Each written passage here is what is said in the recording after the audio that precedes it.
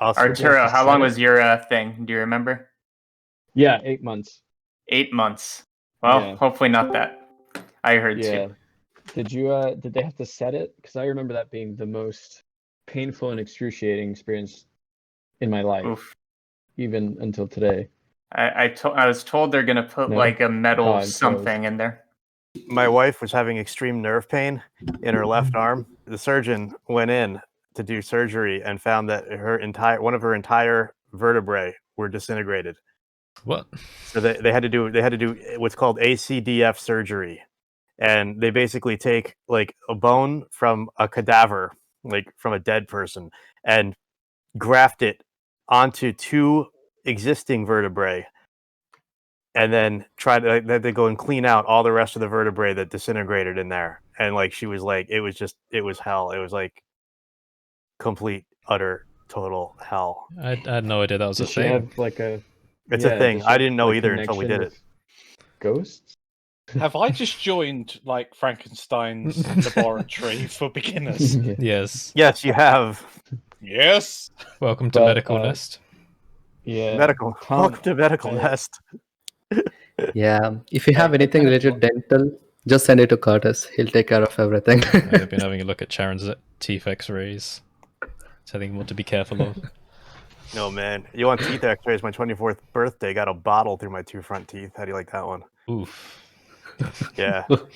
Yeah, my friend did it. He was like doing some like stupid like he doesn't know any martial arts, but he was drunk and he thought he was doing martial arts. And I was stupid and I like went to take a swig of beer and he like accidentally hit my hand and the bottle went through my front teeth. Oh no.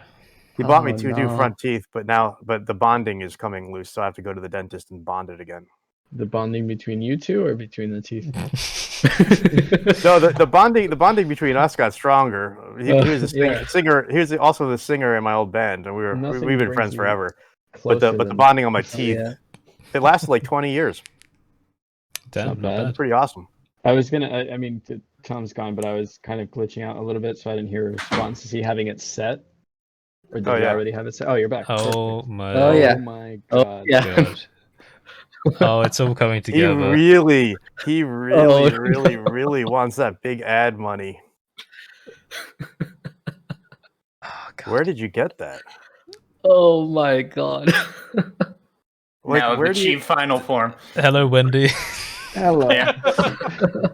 like? Where do you even get that? That's awesome. We have 5 of those here. We're big on Wendy's here. That's awesome. Oh my gosh. I wish it was less pixelated. I might need to check the server, actually. What does set even mean? It's when they grab it and you would know. I think you would know if the answer was yes. Yeah, so I guess not.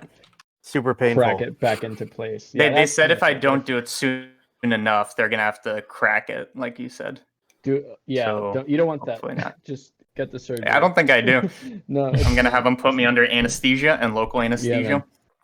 They have good stuff locally. Yeah, man. It's good. Never had one before. Yeah. Got yourself lucky. God. Only ski. Don't snowboard. Yeah, I've never done any Okay. of that. Because injuries totally can't happen when you ski. That's Says true. Michael. Thank God there's no snow in the first place, you know? Oh, you're in South India. India. Yeah, there's no snow there. I would imagine there might be some on the tops of the mountains, but you have to go. No, it is cold over there though. Like, I mean, maybe it's like normal for you, but it's cold for me if I go to like a mountaintop or something. I don't know. I grew up in the mountain. Northeast. I'm used to winter, but now, like seriously, like I've been in California for so long now, Southern California. I was like, if it goes to like 50 degrees Fahrenheit, I'm like, ooh, this is cold. Yeah. I got to remember those times that I had to walk to my car when it was 0. Why is everyone pixelated today? Like literally everyone. I haven't changed the server yet because Except Arturo. Except you, Arturo. yeah, Arturo, your connection is so strong. Although you're Because it's in Our US connection. East, right? you are sideways such a- there. Such a I'm beautiful sideways. That's my secret, you know. I'm sideways, but Oh, I see. connection's Hold on. so strong. Spider-Man hoodie. You're not actually sideways. You're just on the Yeah. wall. Yeah.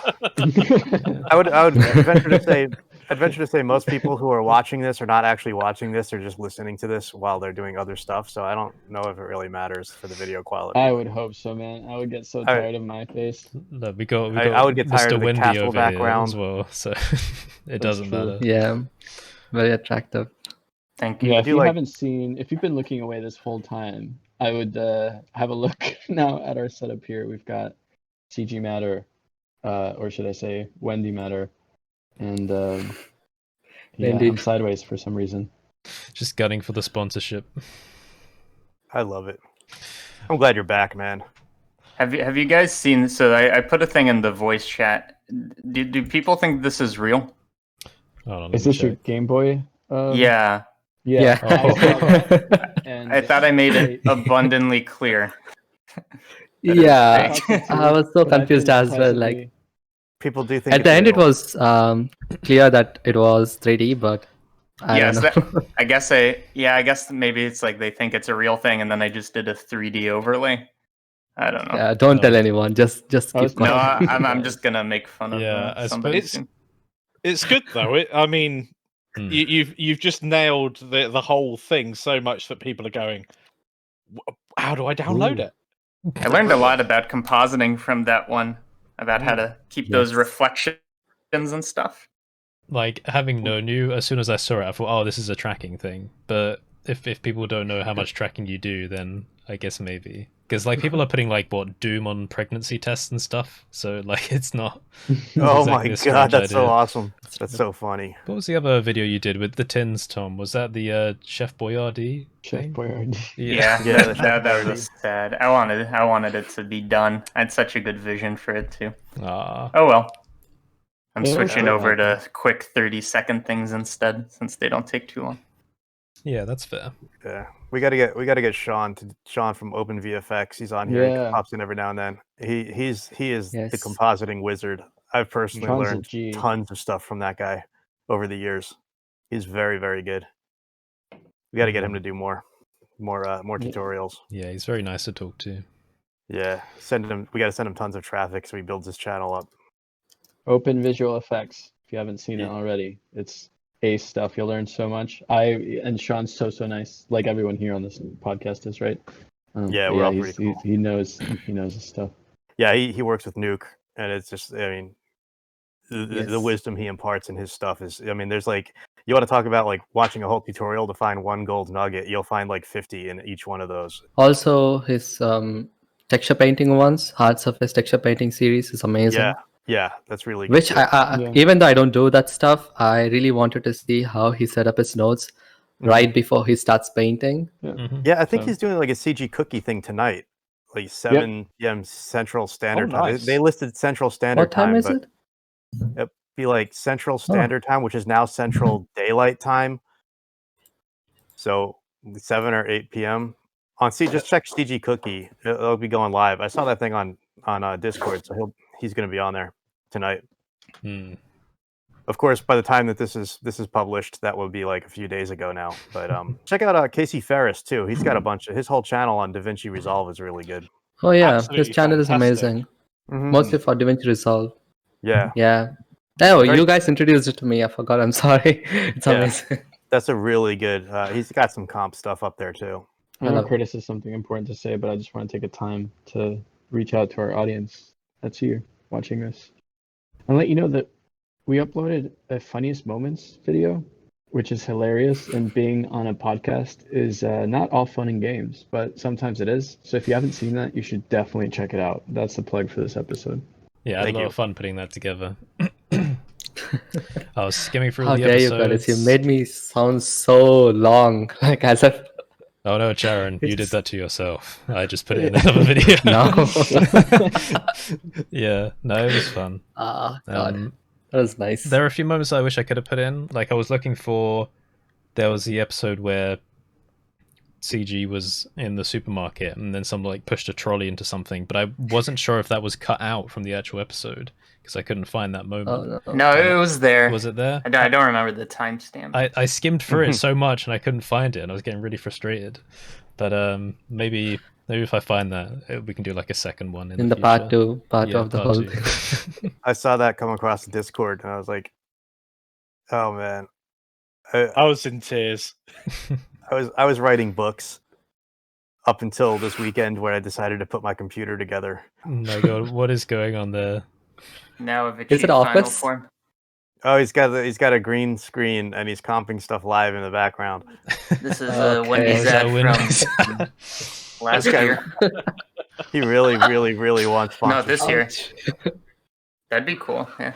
Wendy's, if you're watching this, just sponsor him. Just do it. Just please sponsor him. It's an obvious choice. It really is. Like, just give him a lifetime salad bar. He'll be happy. Oh, friendship ended with Burger King. Wendy's is my new best Oh friend. Yeah. I had McDonald's yesterday. That's who I'm pitching for. Oh man, I cannot eat their burgers. I don't know why. Everything else from McDonald's is okay, but I just can't. When I It's like order the once burgers, I get rid of the onions and the pickles and stuff. I ask for it without that because my stomach is a lot happier that way. Oh yeah. Yeah. Oh yeah. I find their burgers very dry compared to like a good burger. Yeah. Yeah. So you guys, none of you guys, nobody on this podcast has In-N-Out where you guys are. And I don't know if you've ever been to LA or the Southwest where they have In-N-Out and had In-N-Out. It's unbelievably good. I went to In-N-Out for the first time a couple years back. Mhm. Had animal style Yo. fries and burger. hmm It ain't all that. That's my hot Yeah, it is. take. It's great. That's my hot take. Don't get animal fries, or what is it? Animal style fries and an animal style burger. That's just too much. That's Just too get, much. You know, one or the other. It's too Yeah. much. Get the animal style burger. Animal fries. Yeah, animal style. Like they cook the onions and everything and mustard and everything into Oh, the wow. burgers and stuff with the grill. That's Yeah. that's if you like meat.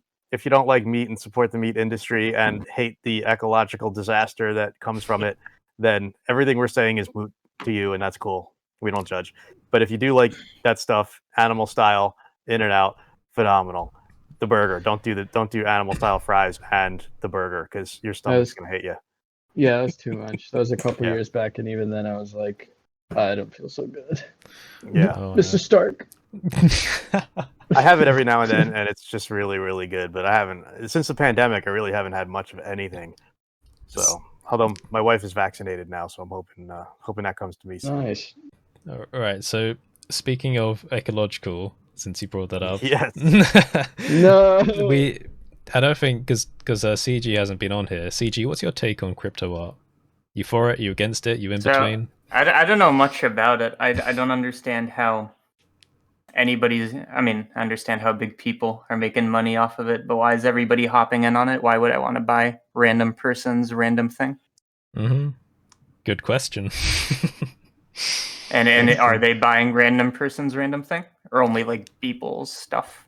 That's the one thing that I've seen actually popping up the last few days quite a lot is who is actually buying a lot of this stuff. Money laundering. Oh, That's my guess. That's spreading misinformation. Yeah. There's lots of perspectives. Yeah. Yes. There is. I will say, to keep this in, I will say, nobody on this panel, myself included, is an expert on this. So do your own research, go directly to the source, but take everything we say with a grain of salt and just use what we're talking about to look up some keywords and stuff, because it is a very nebulous topic right now. I got a couple of answers, but I actually was going to write in the chat, in the voice chat, can we not talk about NFTs today? Because I'm burnt out of talking about NFTs with people. But if we're going to get into it, I'm ready. I don't know if we Yeah. should, man. We've done it too much. We've talked about it to death. It does not die. It's just Well, they're here to stay, right? In Yeah. one form or another. I think people now got a taste of what things could be like if we move to different standards of communicating and transacting. And so I think that's a big and important takeaway from it. But I think the fad will die out eventually, and only people who are really in it because they want to be in it will stay. Like with everything else. Yep. I agree 100%. So, CG, are you making like a burger or something? Yeah, I'm just What's going on? adding a little extra something. What am I watching? Extra Nice. cheese.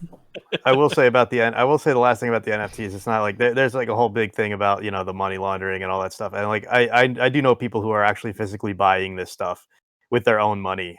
So it's like Arturo said, it's nebulous. Like, don't take one source of information and just base your entire opinion on this whole stuff by that one thing. Like there's so many vectors to this. So who knows? But I do agree, Yeah. it's here to stay, and I think it'll normalize at some point. I have a clear-cut example of, I guess now we're talking about it, and I'm just looking out the window because it's starting to snow here a bit, and it looks great, but I'm in this with you all. The smart contracts, the idea of the smart contracts, I've talked about this kind of at length with some of you, both on the podcast and off the podcast, but I think that that's what's really exciting. And Disclosure, just, musical artists just recently minted and dropped their first NFT, which gives the person who purchases it, access to their shows along with 3 friends, right? And so that's an interesting take on how you go beyond the exchange of just a file, like a JPEG. That's a very valid concern that some people bring up, or a valid question that people ask. Am I just buying a JPEG? What's keeping me from downloading and copying this? Well, with an artist like Beeple, for example, who recently had a huge sale and has had several big sales, he's said openly that he wants to work with his collectors and his audience to do what they would like to see done with that piece of art, within some constraints. So if that means that you bought this piece by Beeple and you want it projected on the side of a building when, in healthier times, that's something he's willing to do. And so that's how these things extend beyond just the transfer of a JPEG. And so if you copied and saved that JPEG onto your desktop, you don't have the authenticity of being a collector, because ownership too is a tricky word in this subject, right? So that's what you're buying into, just having that authentication of I have this token. But yeah, we can talk about that whenever. Just leave some comments if you want to hear us talking about this in the future or not, or if you're just tired of hearing about it. Yeah. So all right, so here's another question. Why are NFTs required for digital art ownership? Because, I mean, like, just for the sake of a thought experiment, there's trading that goes on between, say, like, in-game items like CSGO weapon skins and whatever, and there's a huge market for it, but it's all kind of localized to one account, and that's never really been a problem. And even in situations where there are things that people own that do need to be transferred, that we have examples of that without NFT, like domain names, for example, transfers between companies. So I wonder, why wouldn't it be possible, say, for ArtStation, to let people buy and collect people's artwork and display it on their own kind of gallery, like kind of from just like a service standpoint for them. And then maybe when people view the original artwork, it gives like a little tag that says, hey, this is owned by this person as well, because it gives them some extra stuff. Why are NFTs required for digital art ownership? I don't think that they're required, but I think it's V1 of what we're working with at the moment. I think part of the answer to why to the ArtStation question, or why we're not there yet, is just a matter of infrastructure. It's really new. A lot of people are jumping on it this week. A lot of people started hearing about it for the first time, or really heard the concept of a blockchain about a month ago. But part of what makes it so strong and different from what we have is the fact that they're decentralized. And so in that sense, depending on what blockchain you're on or what platform you're using, you're not necessarily pigeonholed into working within the constraints of one specific entity or community or organization. It's more of like a committee that's a lot broader than just, say, something like ArtStation. And so that's part of the appeal too, right? And then as we move forward towards a metaverse, you could buy a skin in CSGO and host it in a wallet, and because it exists as a token in some sense, then it makes it easier for platforms that support the display of these tokens or interactivity or interoperability with these tokens to then have like this like open world concept of being able to have, or like really metaverse rather than open world, of being able to like have and showcase your collection outside of just one centralized platform. I think maybe platforms or centralized platforms have tried to escape being like really enclosed before by having APIs and stuff.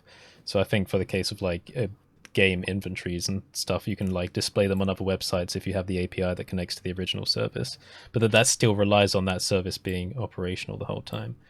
The thing about ArtStation recently, about them wanting to try doing their own NFT store and then backtracking once they got a lot of backlash for it, I was just thinking they could do that without the NFTs and the whole crypto element, because if they did that and they let people buy, in quotes, ownership of artworks already on the website, if the artist agreed to it, they would immediately just have a gold rush of free money coming in, because everyone will run to the top artworks on the website, and if they did have like a little name tag that kind of applied in the description that says, hey, this was purchased by this person, everyone wants to have their name on the top artworks. So as soon as they would do that, they'd make a crap ton of money. And they could still do something where they say people can like retrade ownership of things and give the original artist a percentage. They could do all of that without crypto and still make a lot of money. So I wonder if they've considered doing anything like that. And if there's any service on the internet that's capable of making that work, it's going to be ArtStation. And something like that would also, I think, remove the whole spy element. Because that's another thing about the current crypto art, is that, you know, people doing low effort things and making money makes people spiteful on Twitter. And that spite is probably, you know, manifested in an ecological argument that people don't really care about, but they use because it's the common one to use. And that they're not really informed about either. That's true. Because that's equally as it has equal weight in this. You know, people, obviously it's a very valid argument and a very valid concern to have, but at the same time, a lot of the people who are being sort of these spokespeople for the environmental cause, as we've mentioned here before, eat meat, take part in fast fashion, own a car and drive, and like take part of all these other systems in which they are complicit to the same badness in the world that they are pointing at NFTs and saying, you know, this is the worst, while doing all these things.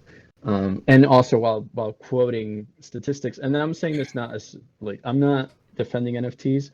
I'm just thinking critically and logically here and holistically, right? Just to unpack it, like I don't know, there's something wrong about misquoting information, or just being misinformed and spreading that information like wildfire, having other people hate other people or point at other people or harass other people as a result, and then not own up to having been wrong. I think that's just a wrong thing to do. And it's something that, if you're in the space or you've been following what's happening on Twitter, you'll see a lot of people who are like, I hate NFTs, we're burning the planet. They hear two pieces of information about a platform that seems to be a little bit greener, and now suddenly they're an NFT fanboy. I do think it's suspicious. Like, I look at those accounts and I think, you have never posted anything about like the ecological impact of anything beforehand, but as soon as artists are making more money than you, now you're doing it. So yeah, it's like, I'm calling it Niftygate. Niftygate. Niftygate. Yeah, Niftygate. That's I coined it. Like, I just coined it. Niftygate. We coined These it are the right same here on this people- podcast. Niftygate. Yeah. Look, if you're up in arms about the environmental impact of NFTs, that's great.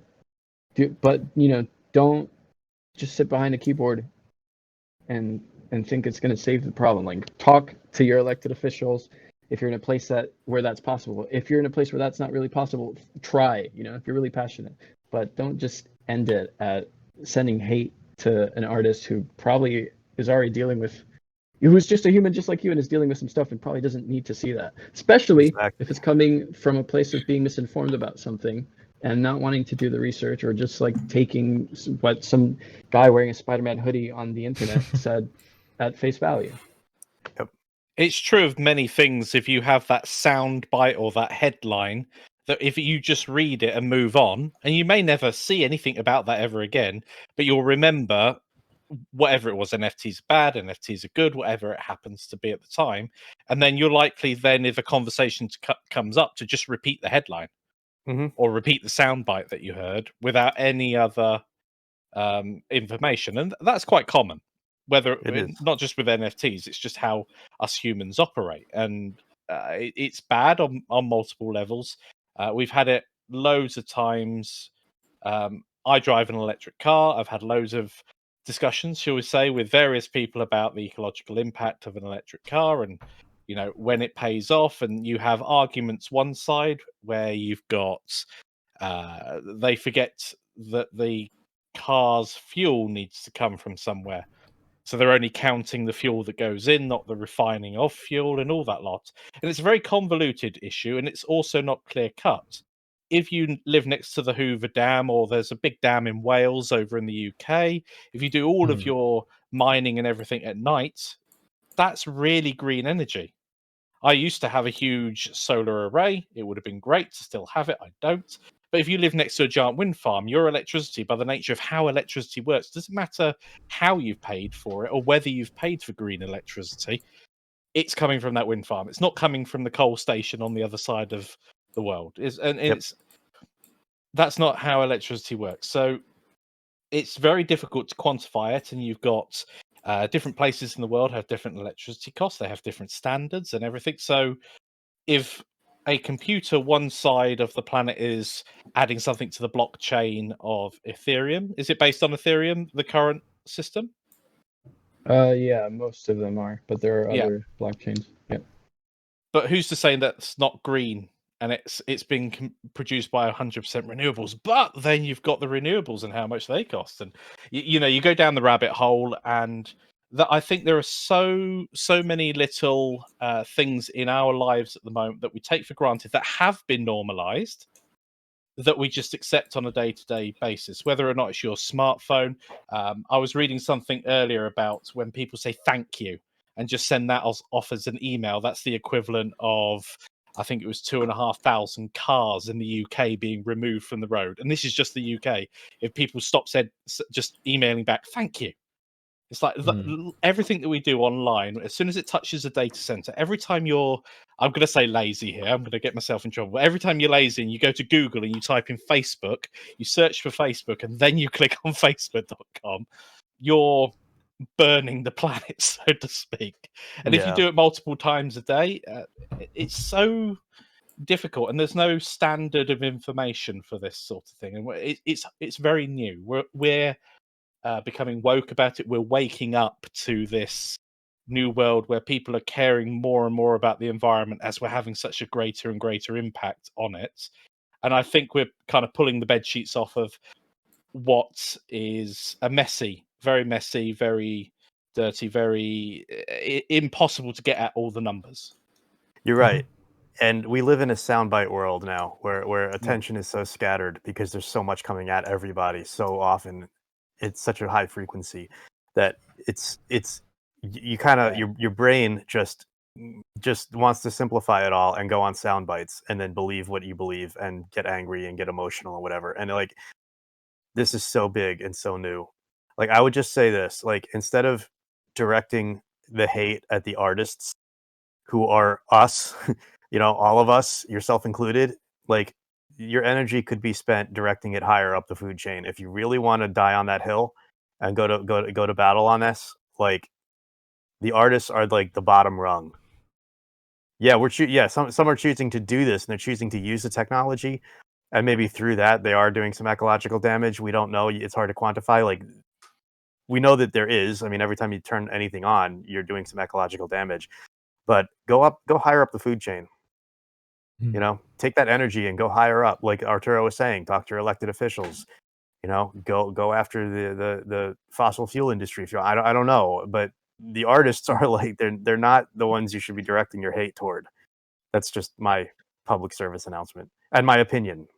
So, in some ways, like, we're all complicit, and I've said this before, like, all complicit in systems that we don't necessarily fully 100% agree with. If you're watching this and you're fortunate to have an internet connection, a phone or computer to watch it in, or you're even like watching this in a library at your local whatever, think about how that device was made and how it came to be and how you got there to that device. And already in that trip from home, even if you walked, the shoes that you're wearing, if you're wearing shoes, right? Like, all of these things add up. And all these things in some way are part of a system that we're not doesn't align with our morals or our values. Being cognizant of that, and then adjusting your lifestyle around it is a good way of offsetting what your impact and it's important. But yeah, keep your hate tweets in the drafts, man, because every time you send a tweet, it wastes energy, both your energy, the person who has to read it, and also like electrical energy. Two more things. Sorry, ownership is not collection. It's different. That's another thing to think about, and especially like when discussing what you're getting when you purchase an NFT. Like you don't own that. You're collecting it. It's kind of like, in some ways, indefinite loan, but you don't own it. So just because you bought a Beeple doesn't mean that you will now own that Beeple and you can do whatever you want with it. And then do the research. It's okay not to know. I've had so many interviews in the past couple of days with people at like PR companies or people that are just generally interested in knowing about NFTs, understanding in blockchain a little bit. And I don't know everything. This is not terribly new to me. Like I didn't learn about this for the first time this month or the month before, like a lot of people seem to be.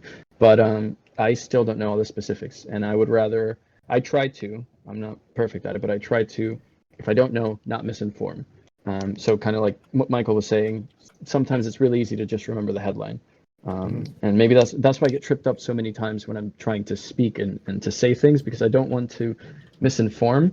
And I also don't want to like stall and be boring or confusing. But if you think about it, like if you only spoke about things that you're absolutely 100% sure of, there would be a lot of silence in the world. And that's not necessarily a bad thing, right? Like I said, it's okay not to know, but just think about doing your own research. Or not think about, do your own research, and don't misinform.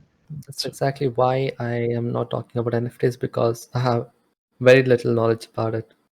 Until I actually learn something about it, I can't just put my opinion outside, right? True. Just by looking at what's happening on Twitter and everything, I'm just still confused. Like, there's so much hatred, as well as people who are really supporting the thing because it's good for artists. I'm not confused. I know it is good for us, but just I just don't know much about it yet. So I'm just waiting to know more about that.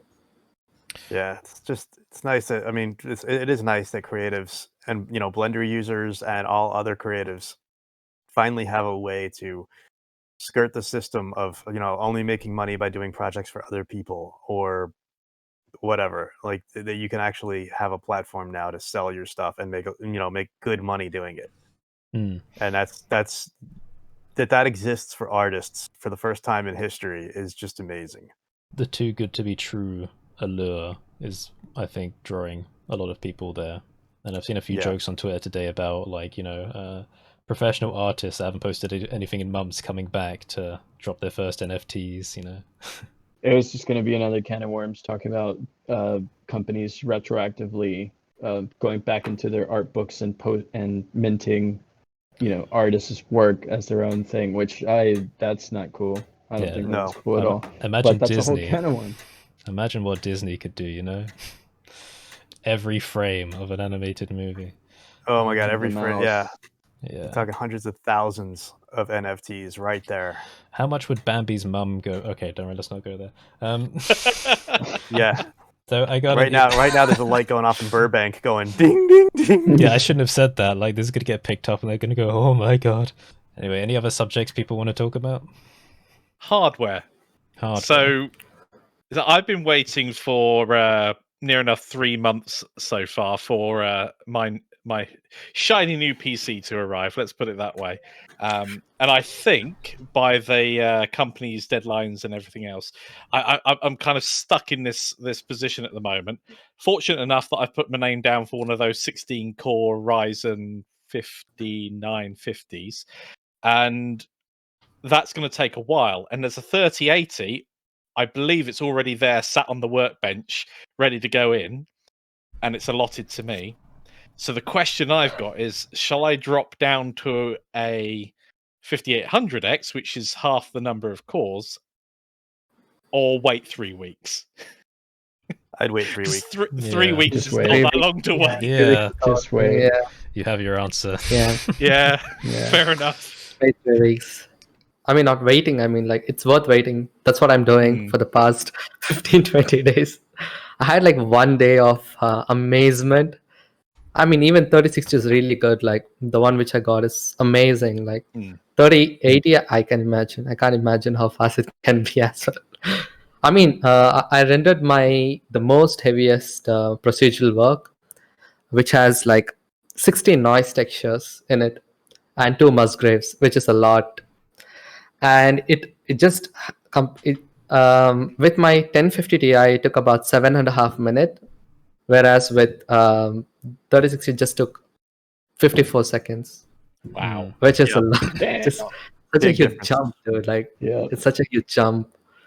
Yeah. And with optics, obviously, with CUDA, it's more slower. But yeah, Hmm. slower as in like another 30-40 seconds more, which is not at all. 51 minutes into this thing, here's Blender. We got I laugh. We got I'm in the middle of a freelance project, and I tried bringing a scene over in isolation over to 2.92, and they had done some under the hood optimizations with multi-threading, with preparing assets to go to the render. Yes. 2.92 is noticeably faster in cycles and EV. On the same Yes. scene, there's a pretty heavy scene that I was doing, and the hyper threading parallel processed all of that information and sent it to EV and sent it to cycles so much faster than 2.91. So something they did, and I looked on their Blender's the notes, Hmm. and in a little thing they said, hey, we added hyper threading to this, and this, and I'm like, and it really makes a difference. So you'll notice a speed up. There's a big speed up there. I was going to say it's often with bigger scenes. So if you do Mhm. like the BMW W render and use that as a metric to how fast one computer is against the other, that's just a short sprint. Your Mhm. computer's not heating up for a start. So if you're rendering an animation just of that rolling around, your first rendered scene might take, let's say, 30 seconds, but then by the end of a 300 frame animation, you might be at maybe 3 minutes because everything's warmed up, your processor's dropped down in speed, or your graphics card's not going full tilt anymore, whatever you're using. Yeah. So having a complex scene makes a difference. I know Erin was talking about the foliage loop he was doing the other day. That was actually quicker with CUDA than it was with optics. So there's no one thing works best. It really does depend on the scene that's there. And I recently rendered out a 3,000 frame animation, and I wanted to make sure it was right, so I rendered it every 30 frames, so every second's worth of render, which took about an hour to render all of those frames out, and then I could assess each one and make sure that when it went off, I wasn't going to be paying for something. I've left the camera icon turned on at one point, and the default cube appears in all its glory. Yeah. That right there's gold advice. That's Go on. yeah. Yep. If only I'd listened to myself, because the previous render, I just set it going, went to sleep. Wish I'd checked it beforehand. But yeah, then checking it through and having a look at the printing out the time it takes for each frame, and then you get a good idea of how it's going to render out. So for instance, if you're starting a scene and nothing's in it and you're bringing stuff in, maybe your animation's popping stuff in, you don't take your first couple of frames as how long the whole, and multiply it by like 2000 to get the end of the animation, because that first frame's going to render incredibly quickly. And if you're starting to add in volumetrics or subsurface scattering or any sort of translucency, and the list goes on, suddenly you end up with a far more complex scene that the end frames, or the frames that are really busy, can end up taking 3 or 4 times the time that a simple frame like the BMW scene might take. Yep. Most of the time in rendering too, that I don't know how many people actually look at is your time to first pixel. So people look at render time when the buckets start appearing on the screen, right? When you actually start seeing your frame come together. No. And there's so much that happens before that first pixel renders that takes up so much time, like the BVH in Blender, or writing out IFDs in Houdini. It's like all that time on the back end before you get to that first pixel. So what happened in Blender seems, and it seemed like it happened to me, was that time was compressed tremendously by them hyper-threading all those processes. So you're getting like, parallel processing working on assembling your scene before it goes to first pixel. So that time before that first pixel appears in that first bucket was shortened, and it's such a beautiful thing, because honestly, I mean, I would love to see Cycles like as a Hydra delegate for every other software out there right now, because it's so fast. I love, like, there are like little things with Cycles that like light linking and things that don't exist yet that I would love to see implemented. So devs, if you're listening, light linking, awesome. But other than that, wow, it's so beautiful. The work they're doing on Cycles is so gorgeous. I'm so thankful for the devs on this one. For Cycles, getting photorealism is possible, but it's very hard. But when it comes with Octane, because I've been watching some Octane videos just to see how the workflow is over there, it is pretty easy to get photorealism just by using some sliders. Like, there's a lot of setup that we have to do to actually get photorealistic looking stuff, even procedurally.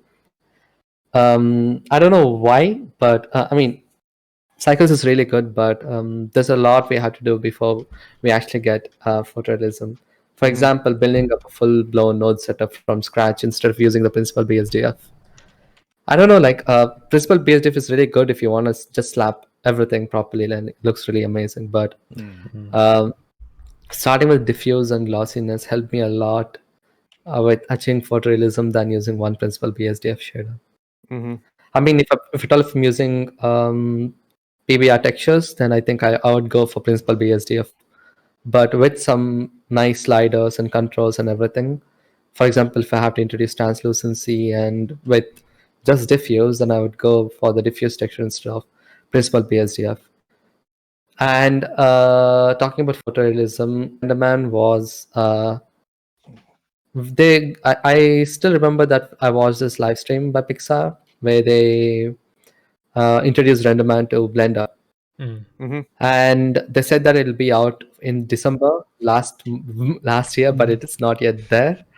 But while it was happening, the render, the viewport and everything, it was amazing and it was gorgeous. Like, it is just one big node setup, like a node which does everything. Yeah. And it's amazing.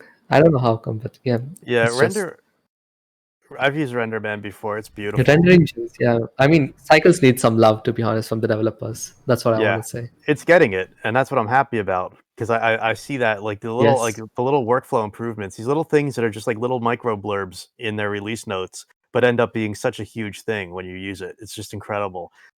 It's not the sexiest stuff, but it's the stuff that makes a difference when you're actually using it for production, and it's really good.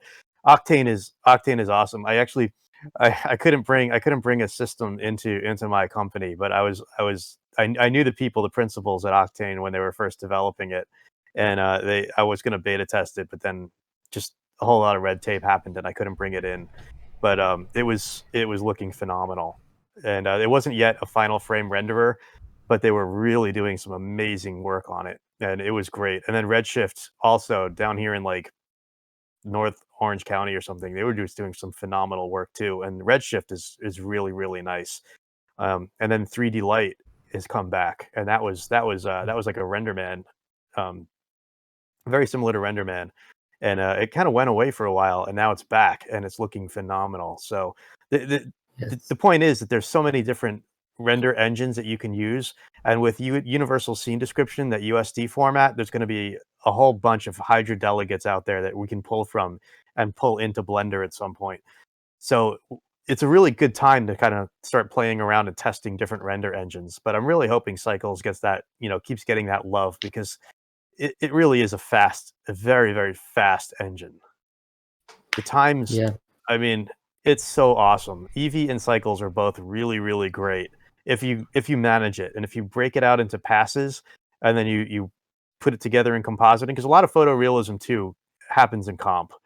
It's like the look is comp. It's not really necessarily like what you're getting out of the render engine. If you know how to break up your passes and pull it into compositing, that's where the magic really happens. Redshift, the glass material and subsurface scattering is so beautiful. And it's fast as well compared to Cycles glass. It's fast. I was looking at these crystals, like, making crystals and Redshift, like how to texture them and everything. Hmm. The nodes are really good. And I mean, like, the fastness, like we put for performance and everything. Yep. I really liked Redshift's workflow in creating crystals. I mean, because it's glass and everything. If at all, if I had to like replicate with Blender, I remember I sent some stuff to Curtis and you, Kev, like a crystal long back. It was from a Redshift tutorial. Yeah. Yeah. It was from a Redshift tutorial. It's like, I just want to see if I can do this with Blender, and well, it wasn't happening. It wasn't happening. Cycles is really cool, but with universal scene description, it's going to be really, really cool for Blender because it opens it up to using all these different render engines now. On the downside, though, Blender's free, and you have to pay for these other render engines. So it's like Redshift is like $500 or something, and then you have to, you get it maintenance for 2 years, and then you have to pay like $200 a year or something. Yeah. They all have these like pricing plans. I don't quote me on that. Just look at their websites. But every one of these other render engines, except for ProRender, that's free, have all these different, pricing plans. I think 3D Light actually is free up to 12 cores. So I think you can possibly use 24 threads on it for free, which is really nice. But yeah, Cycles and Eevee are still free. And the first person that writes a delegate to be able to use Unreal Engine directly from Blender, that'll be awesome. True. Yeah. Hello, Jacob. We started a little bit earlier today because people wanted to. So yeah. Daylight savings time and all that. Yeah, daylight savings. Yeah. All right. Yeah, about that the whole mineral stuff, Sharon. I would really like to see more kind of procedural mineral stuff, glass type stuff. So if you have any resources for that, I'd love to take a look, because I'd love to do like some strange abstract environments with all of that, kind of like obsidian type glass structures. So if that's possible, I'd like to look into that. Yeah, index of refraction is almost everything when you start talking about that stuff. Yeah, definitely. Yeah, the IOR, like there are tables you can look up for index of refraction, and you can actually get really, like, it'll bend the light correctly in the render engine. Yeah. So you just want to, that's really key. So I'd start there if you haven't already. I'm sure you probably have. I've done a little bit of looking into the IOR. When doing like modular metals and stuff, talking about different shaders again, like Sharon was saying, he recommended that I use the glossy one, and I did do a comparison, a good comparison between glossy and principled, and glossy just looks so much more real for like actual metal materials. So I was like, right, I'll stick with that then. And it's only like 3 inputs, color, roughness, and normal anyway. So that's all you need for it. Yeah. So I mean, it's easy to think that principled is like the be all and end all, but really the other I've had that discussion so many times. Yeah, it's like if you just need to color something in, use a diffuse or a glossy, and mix them together if you want the two. I mean, you also learn quite a bit more when you're starting to tweak the underlying values than you do otherwise. And if you wanted realistic reflections around the outside, you suddenly put a Fresnel node in as well, and boom, you've got the mix, and it's physically accurate again. Yeah. And I don't know if it's quicker than using the principled BSDF shader. I don't think I've got any scenes that I can test it on that are complex enough to see the differences. Yeah, I'll be testing all that. If I can get my computer, all these parts that I ordered to work together on a Threadripper, I'll be able to test a lot of this. But I think we all got spoiled with the principled shader. Ever since Disney released it to the world and it's been implemented in all these different applications, it really does kind of spoil us because it gives you everything. Right? It's really nice. Like you go in, you just have all the controls right there and everything is laid out. But it's not necessarily the most optimal for your scene when you start, using older nodes like glossy. The glass does look better, the metal does look better. But you have to really know more of what you're doing to hook that all up and make it all work versus just throwing down the principal BSDF and rolling, right?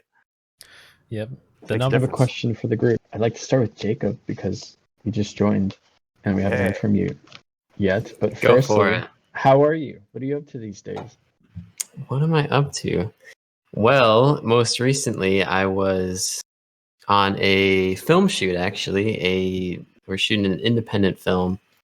And so I was helping on that for 2 weeks. It was overnight, so I was up usually from like 5 p.m. to 5 a.m. And it was crazy. And it was also where I'm located, which was like freezing overnight. So, and it was outside.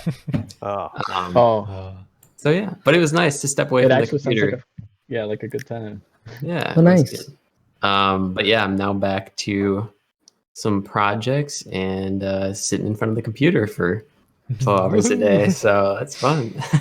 Back at it again. Nice. Yeah. White vans.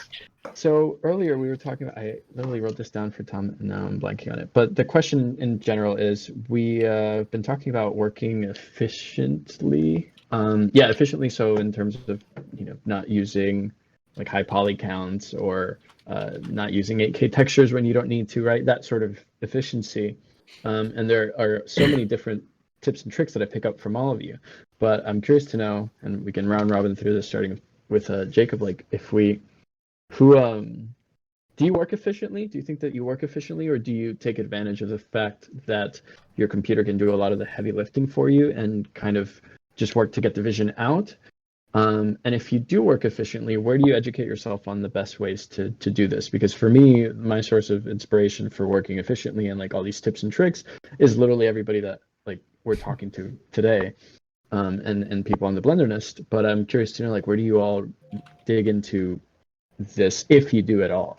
And either one is Yeah. So, Jacob. I don't know a lot about like how to keep geometry and textures and all things like trimmed down. So I was noticing every time I was rendering, it was like my render was maybe 40 seconds long and half of that was loading geometry and textures. yep. And that was one of, a frame of an animation. So I'll have to learn. And this is a good question. I'm looking forward to hearing from others, but it also made me think of, just this idea of working to the limits of your machine and how, people argue, oh, my render times are so slow, I need a better machine. But then they get a better machine, they probably just keep their scenes inefficient, and like they're going to work at the same speed no matter how much bandwidth they have, because, you'll just take all that up if you have it. So I think it's like, I remember I was listening to a podcast yesterday with the founder of EmberGen, and they were talking about how they develop, like their lead elite developer, his computer's running a GeForce 1060 just because they want their software to run really well on that. And if it can run well on that, then it'll just fly on other GPUs. So Yes. I think that's a good methodology, is always try and make your scene more efficient rather than just jump to buying a new $3,000 rig. But that being said, there is reason to upgrade for sure sometimes. I work with a very less configuration laptop, which is just 1050 Ti. And all my shaders I have put so far is using the same laptop. Now I'm trying to upgrade it. So I always tend to, like, because I'm doing a lot of procedural stuff. If I use about 10 noise textures, my system starts lagging. I can see that, okay, it's going to take a minute to load everything. It's going to take this long. So I tend to use less noise textures as much as possible. Like for me, because you're asking about optimizations, if you're using procedural texturing, and a lot of the variations comes with noise textures. And if you have like about 15 scenes, and if you have 15 noise textures each, and it's going to take a while to render, right? So in the noise texture, we have this new slider called roughness.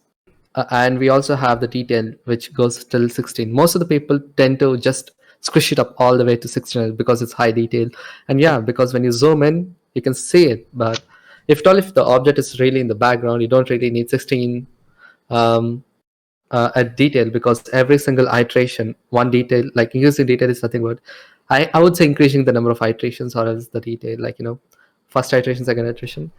I would say it's pointless, because no one's going to zoom so far, because it's just going to be like 3 or 4 pixels when it comes to the final image. So, and as I told, like, I would never go beyond 8 until, if it's a close-up, I'll go maybe up till 10 or 12 max. 16 is just overkill.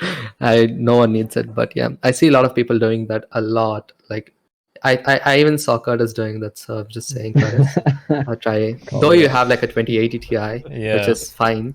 Consider like sorry. Yeah, well, Like because I'll most of go the people next who then. are going to buy my products, I assume that they're running their systems in the same configuration. Yeah. So I tend to decrease all the complexity that I can, and that's where like all my math stuff comes in handy. Because every time if I see a pattern, I instead of using the inbuilt texture, I just do it with math because it's more easier. And also like that Musgrave texture, it's one of the most complex, like not complex, I would say. It takes a lot of render time, like it's very computationally expensive. So instead of what I would do is it's inefficient in a way. What I would do is I try to make the Musgrave texture using the noise texture, because noise texture is much more computationally less expensive. So I do some math and I get the Musgrave texture from the noise texture, which I think I'll make a tutorial on. Thank you. I'll just note it down. So I have to do that because all these optimizations could actually make a really nice video. I would say. Like compare one more thing, like making Voronoi from scratch, like using math and actually building Voronoi texture using the math nodes. It's less computationally expensive than the actual Voronoi texture, which is so surprising. Because I was talking to Ben, like Ben actually tested it out in his real-time displacement stuff when he used the normal Voronoi and then my generated Voronoi, and he said like mine was 30% faster. I was like, what? How is that even possible? It has like 9 iterations, and 3D has 27 iterations of like imagine 27 node groups stacking side by side. So the number of iterations. So I don't know. It's pretty crazy just to think how much computation the inbuilt textures have, but I think it's completely worth it. For me, then, I don't care really about efficiency. Yeah, you don't care. I'm just here to get a result, and I think that's my job. If other people want to take their result and then like not dumb it down, but I mean, what I would say is like, yeah, result is fine. Like even I want results, so I tend to go overkill a lot of times. When I said like my highest texture, like was like the node setup was having 16 noise textures, which is obviously a lot. Like it's an overkill, but I'm just but then that's the reason why my bricks looked so good in the last attempt I did, because I know that I tried to like reduce as much as noise textures because I know it's going to slow down, but then I pushed it. It's fine, I don't care, so let's do it. Let's see where this goes. And yeah, it was completely worth it. Sometimes it is worth it to do it completely depends, but on a regular basis, if you know like this is going to increase the render time and it's not worth it, you automatically knowing these optimizations would really help if you're making like a continuous animation or something, which even like 10 seconds is completely worth, because it's just going to kill 10 minutes of your life, 10 seconds of your life. When it comes to doing regular artwork, for me, because I'm using a lot of like emissive lighting in mine, I think what getting a better computer just allows me to do is just use more like surface for emissive lighting. So because I'm always measuring the render time, not really on the amount of time it takes, but on my patience. Because if it's taking too long to render, I'll just dumb the seam down because I'll be like, I can't be bothered to wait for that. So my patience is the measurement. But I think kind of what Jacob was saying beforehand.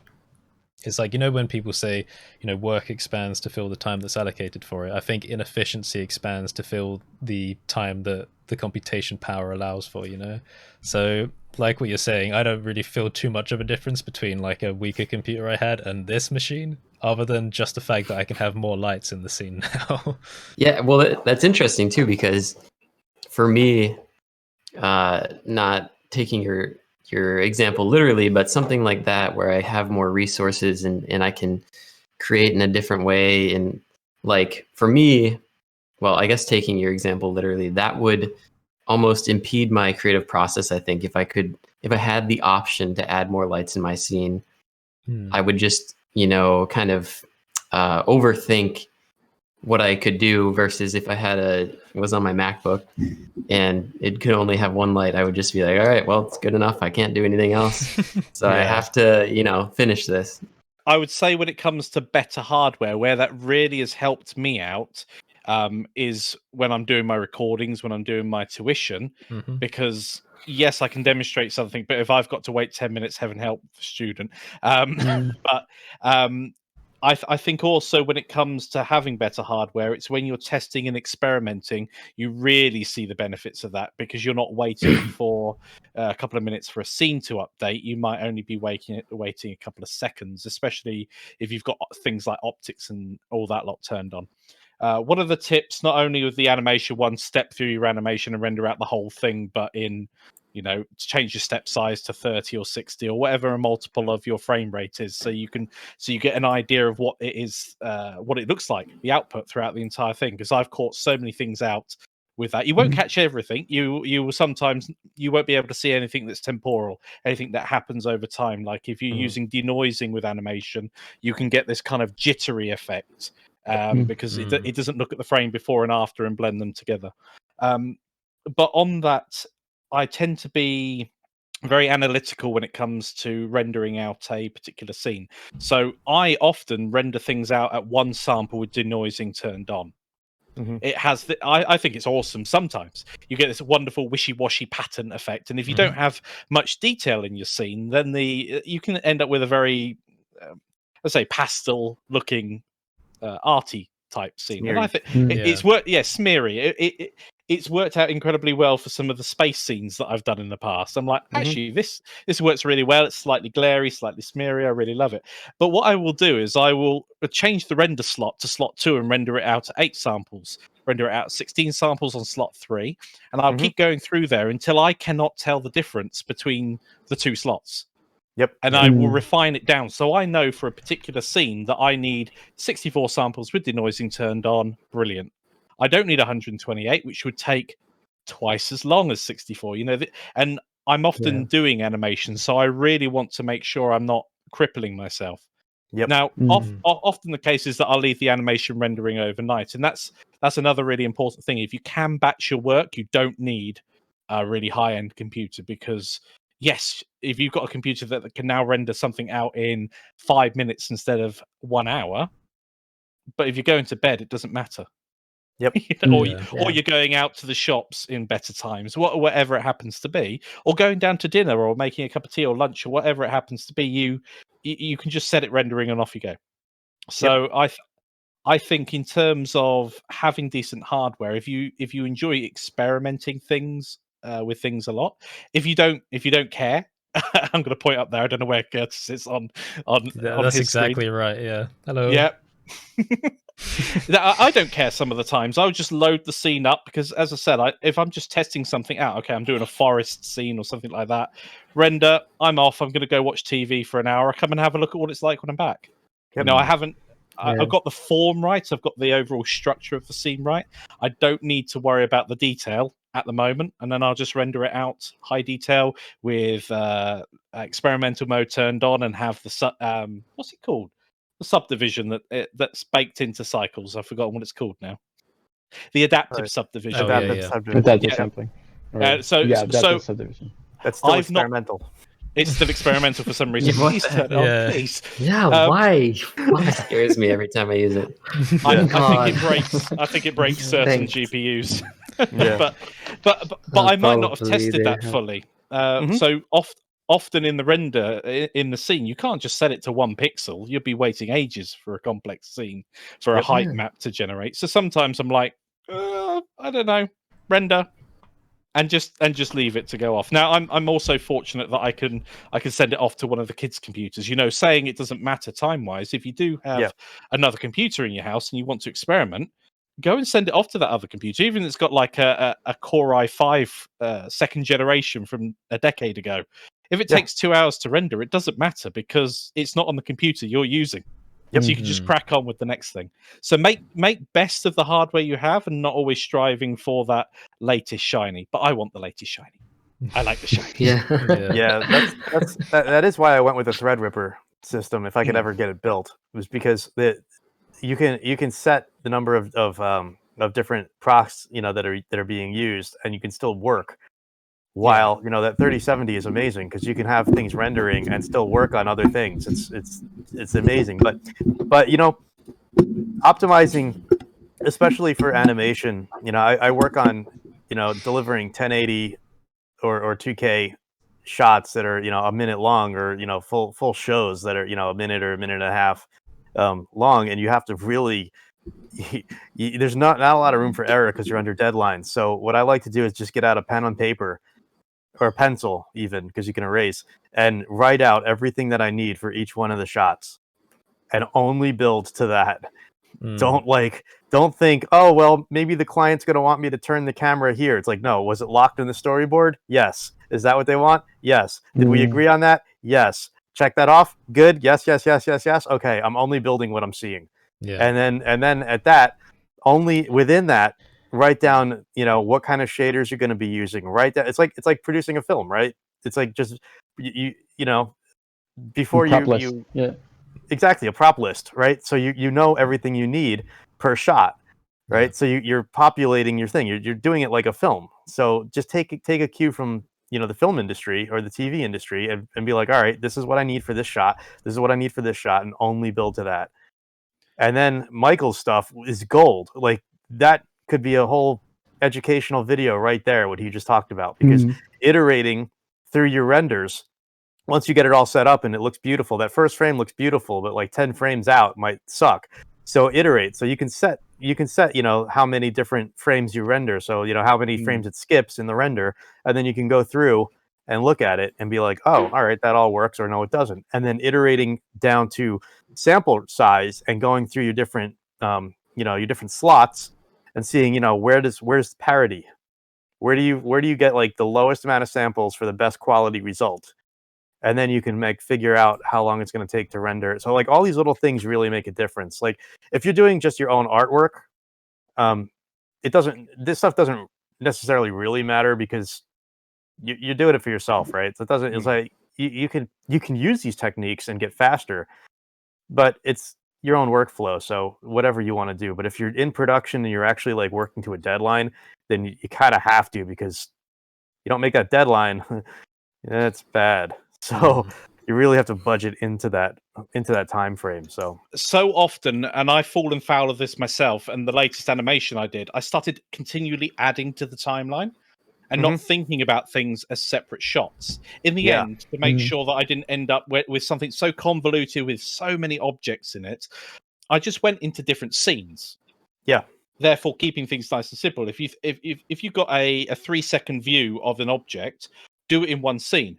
You can then send that scene off to be rendered. You switch over to scene 2, start working on that camera angle or whatever you're happening to do, and then you're not convoluting everything and trying to get it all working on one timeline. End of times, no way to do it on one timeline. Yeah, you'll forget to turn something off. You will forget to key in to turn off a render. And I remember I was starting with this spinning monkey head. It's the thing I shared recently on there. Yeah. In the background, there's the plane that I deform on frame 2000 because I forgot to key in to turn it off right at the very beginning. I keyed in turning it on, but didn't key in turning it off. I was like, I've just rendered that out. Yeah. You know, and if you send into a render farm, if I wanted that, fortunately, I did all the rest of it with rendering out steps and went, I caught you. So it was only, I think, maybe 10 frames it was in. Right. But that would have been 300 frames that it was in otherwise. But if I sent that off to a render farm, I think I calculated it about $50. Yeah. That's $50 you've just burnt straight away. And sure, you can use Sheepit or whatever render services are out there where you give your computer over to gain some credits, etc. But I wanted the animation, like you say, deadlines. I wanted the animation by the end of the day so I could put it in the video I'm making, and off I go. But yeah, I would have been peed if I'd just spent $50 to find out that I left something in because I could have.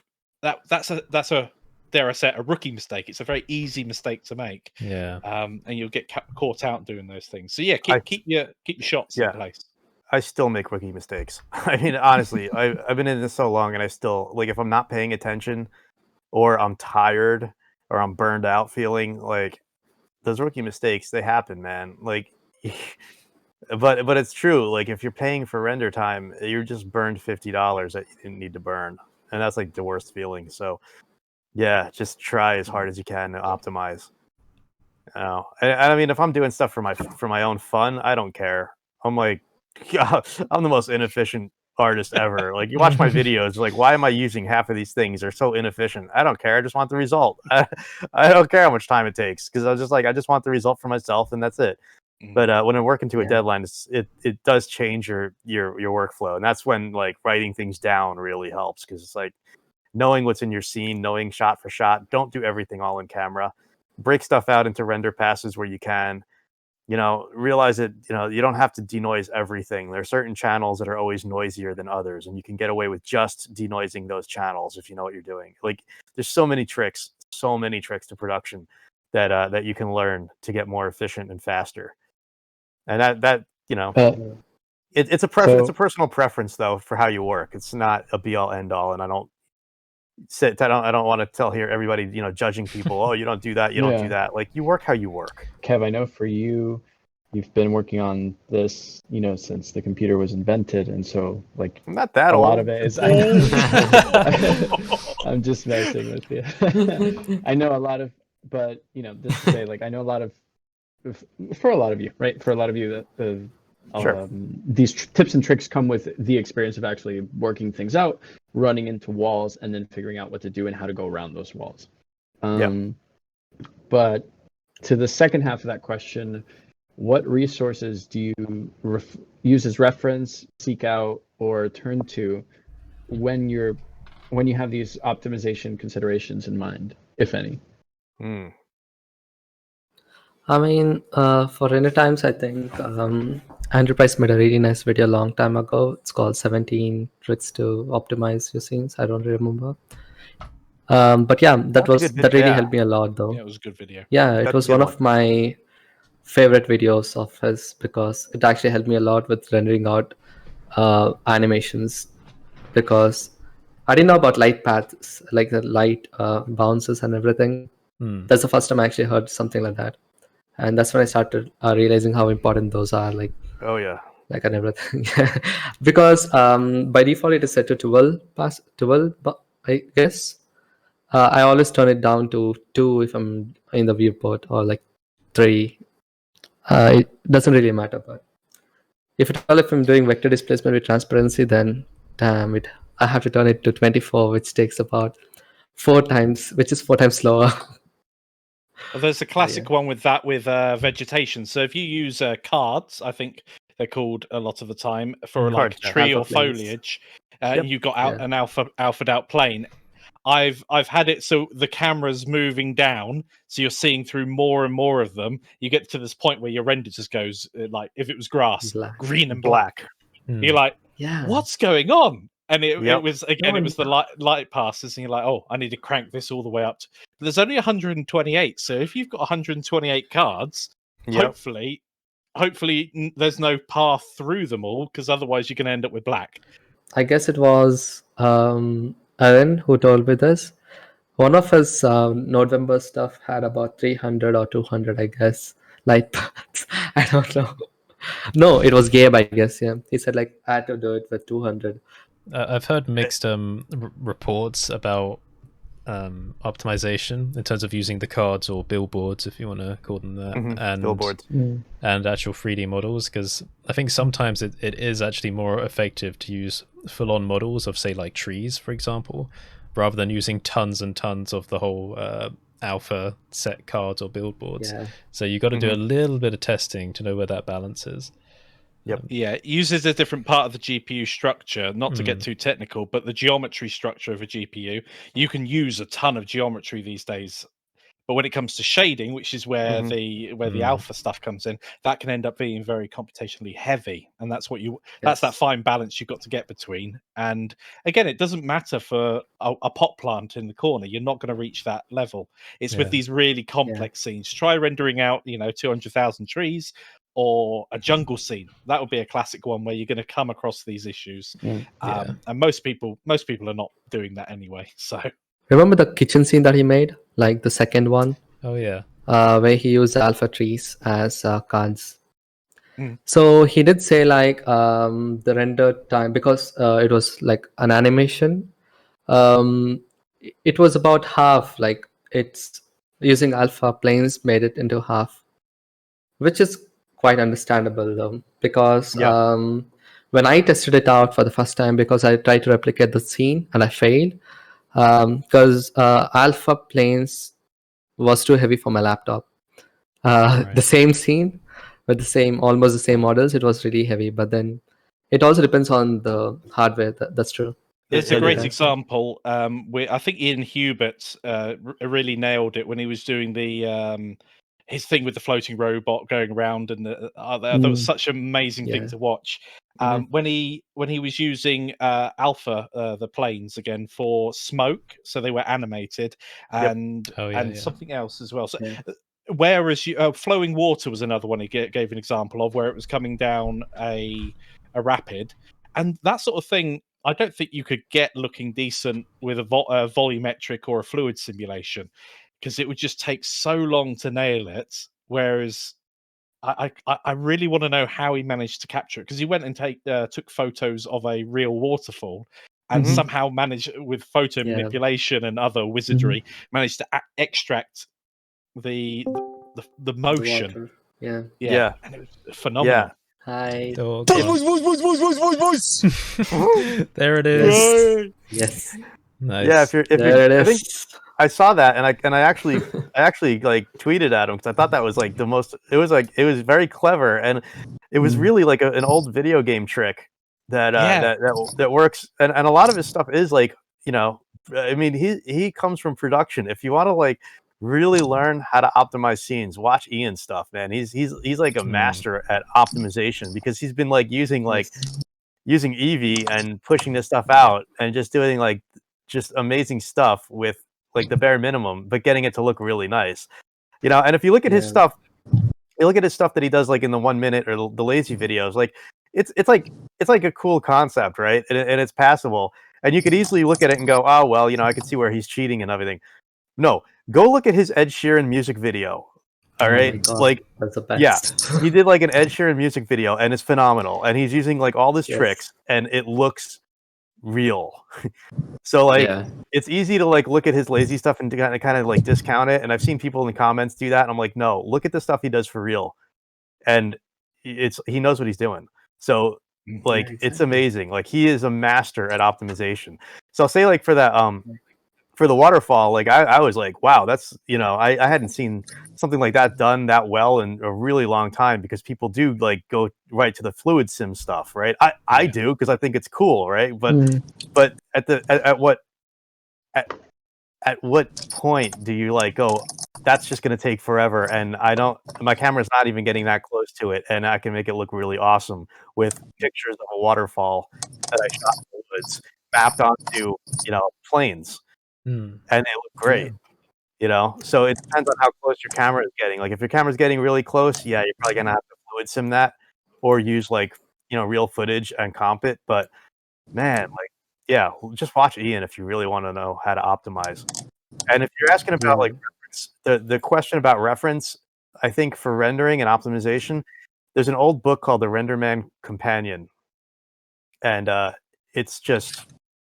I don't know. I don't even know if you can get it anymore for less than like $70 collector item, whatever. But it's such a great book, and it goes into the whole Reyes algorithm, the render everything you ever saw. And the story was, I think like Ed Catmull or somebody was like surfing or swimming off the point off Reyes in Northern California, and like coined the thing, render everything you ever see.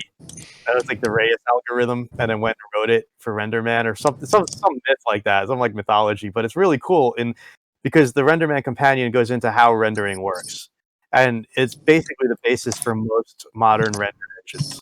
And you can really like learn a lot about how all that stuff works, render passes, learning how like light passes, bouncing, all that stuff. It's really, really great resource.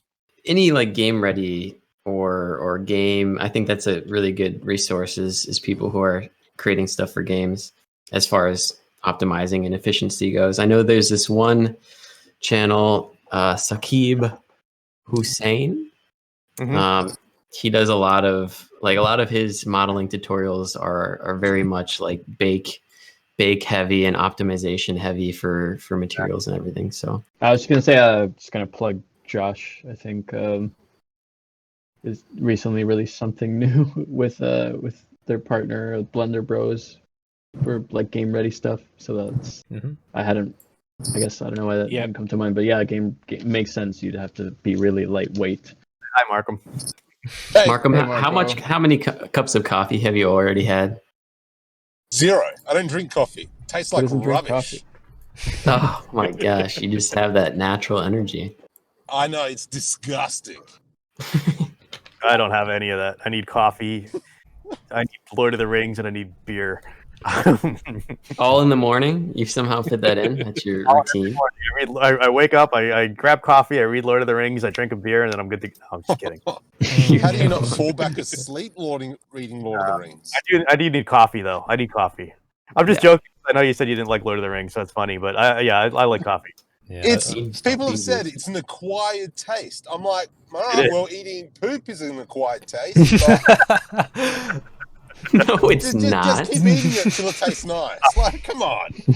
Oh my god. They It's say like that about wine as well, but I don't drink. But yeah, wine is an acquired taste. Yeah. I think coffee is, the first time I had coffee, I didn't like it. First time I had beer, I didn't like it. First time I had wine, I didn't like it. But then, like, the first time I had whiskey, I hated it. But then as I aged, I started liking it more. I don't know why. Taste buds change. Who knows? They say taste buds roll over every 7 years or something like that. So whatever. I started liking it, and I'm like, all right, now I like it. I hated it before 7 years ago. Now I like it now. True. I can eat vegetables. They're nice. No Archero, Yeah. no. All right. So yeah, They're an acquired taste. that's right. I do like my broccoli. I like broccoli. Yeah. Sweet I used to- potatoes. I like it. Yeah. Yeah, sweet potatoes are So you good. just name vegetables we know. Yeah, welcome to Brussels vegetable. sprouts Right. isn't a thing over here, though. I don't I think I've can't ever eat had them, to be honest. Yeah, that must be an American thing. Well, we do them here. For Christmas, I think my parents and grandparents they cook them, but like I just never chose to try one. Cook No. what? The Brussels sprouts. They are like a Oh. super condensed cabbage. Well, If you tried When I was baby younger, I didn't eat like Italian meats, such as like the prosciutto, the mortadella, capicola. I didn't eat any of that. But now, oh my goodness, they're sexy. Yeah. corn. Yeah, I've started liking a lot of that stuff. I've always liked Italian food, though. But I'm part Italian, so it's part of my DNA. Ah, Olives, okay. still no. Yeah, no, Olives? I don't like olives.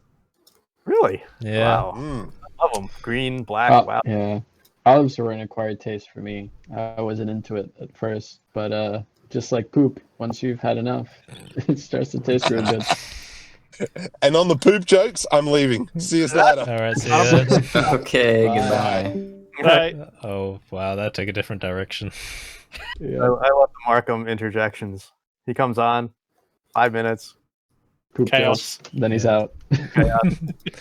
How can I derail this conversation? We need the Markom segment. We got to call it out like do Markom segment. Oh, Here you go. Of course, I haven't edited yet, so I can't say. Once I edit, then I can do it.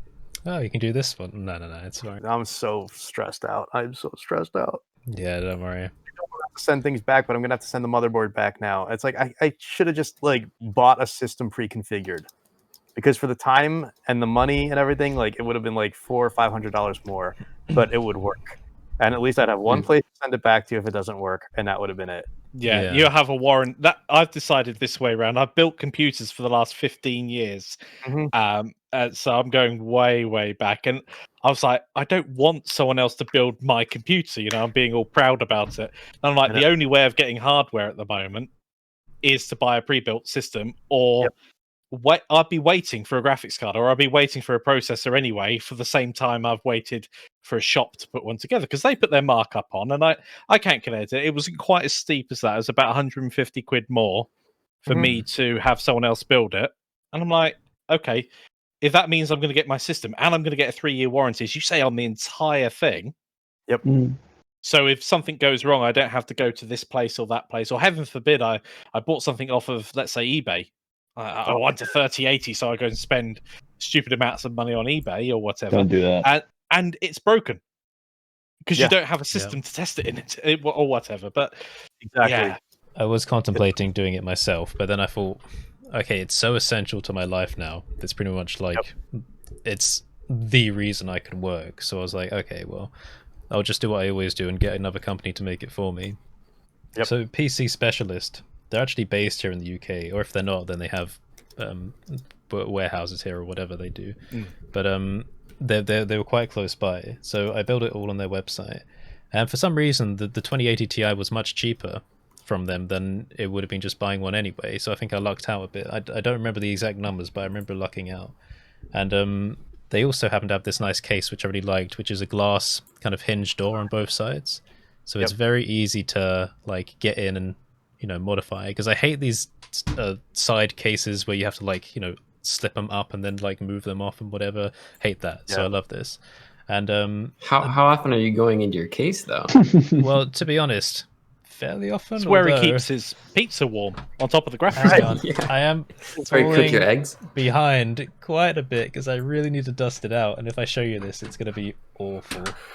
It's where he heats up his Brussels sprouts. Oh. Yeah. So maybe tomorrow I'm going to do a deep clean. Another reason was just so that when it actually turned up, I could just immediately swap over from one Plug and computer to play. the other. Yeah. Pretty much, yeah. Yeah. I've been leaning towards getting something pre-built as well. I've been looking at, or like chatting with people from Puget Systems. Specifically, they're the ones that, I have an open thread that I've been meaning to close with somebody about it because they gave me a quote and I was like, but I can afford it now.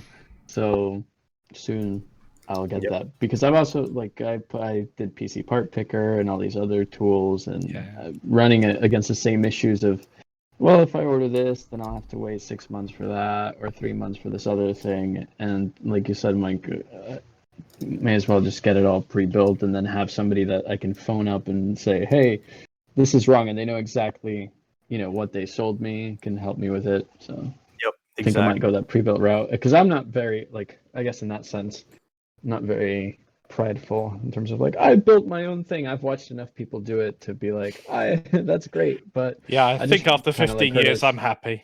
You know. I just want to be able to plug it in and do what I got to do. It's just so I don't know why I did this. Honestly, I mean, because I thought it would be so much easier, because like parts have gotten so easy and things have been snapping together. And it's just it's so easy now. But the Threadripper systems are so different. I'm like, why is this not working? Why does this not post? I can't get my computer to post. I can't get the display to work. It's just like ridiculous. It's stuck on RAM.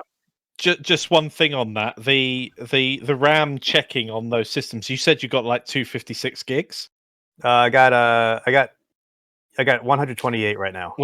It can take a while the first time those switch on, because they're very similar to the server boards in terms of how they're set up. That it can take a while for it to actually post, like 2 or 3 minutes. I presume you've pressed it on, walked off, and everything. But that's caught me out before with server systems. I'm like, why is it not posting? Every other computer's you press the button, and then you get a thing on the screen. No, some systems you press the button, you walk away, wait 5 minutes, then it's done its RAM check.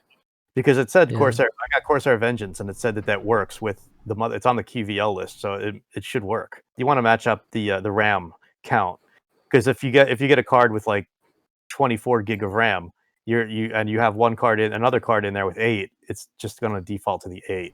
I put the Corsair Vengeance into my older machine, and it's working fine. So now I have 128 gigabytes of RAM in my old machine. So at least I have that. Yes. Right. Wow. But I'm still only God. able to use it at like 2333, not 3200 like the RAM sticks are. But whatever. Like, I'm going to try to load up massive Houdini scenes and see if having that much RAM helps. I think it does. Before you guys leave, okay? I would give you a dare, I guess, before you guys leave. A dare? Do something and make it photorealistic. Is that just a I mean, single okay, dare? okay, Or is that a double dog No, dare? just triple before dog next, dare? before the next BlenderNest. Would you guys like to take this up? This challenge? Something photorealistic.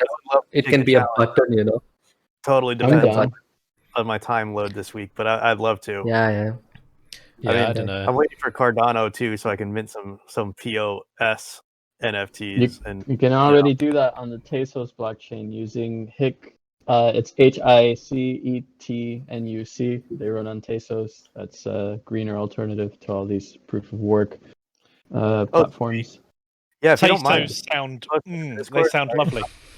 if you don't mind, thanks. What was that? What was the question? If you don't mind, if you can post that in the Discord, 'cause I'm not Oh, gonna. My mind Okay, is so cool. shot right now.